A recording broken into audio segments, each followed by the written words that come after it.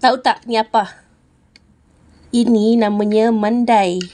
Ini mandai cempedak rasanya. Dia buat daripada kulit cempedak. Dia peram dengan garam. Untuk beberapa ketika dah dia peram. Dia jadi macam ni. Lepas tu, cara nak masak dia, kita keluarkan dia kan. Kita potong-potong dia. Kita basuh dulu. Lepas tu kita potong-potong dia, racik-racik dia macam ni.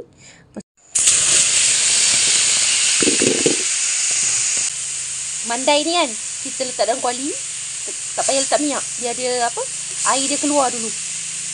Dia ada garing-garing ni. Keluarkan air dulu.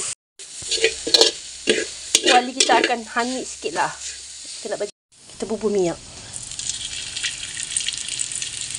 Bubur minyak sikit-sikit. Walaupun dah hanyut macam ni, dia belum masak lagi ni. Tak kering lagi ni. Kita kecil, guna api kecil je. Nampak macam dah okey ni sikit. Kita tuang minyak. Okay, kat tepi ni. Tuang minyak, kita goreng ikan bilis dulu kat tepi ni. Dah goreng dah. Ikan bilis ni.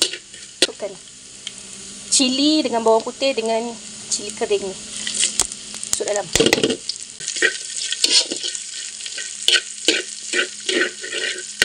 Kita jangan masuk garam lagi tau. Sebab takut masin. Sebab bandai ni pun dah masin dah. Kita letak serbuk. Ui, garing-garing Ni kijing ataupun biji nangka. Ni dah dikupas. Kecil lagi saya nak tumis. Buat biasa-biasa je. Tumis-tumis bubur kunyit je. Tumis dulu bawang dia. Boleh meletup kau? Ni ada kerang campak sekali lah. Letakkan serbuk kunyit. Kacau-kacau. Nak biarkan dia garing. Biar air dia keluar.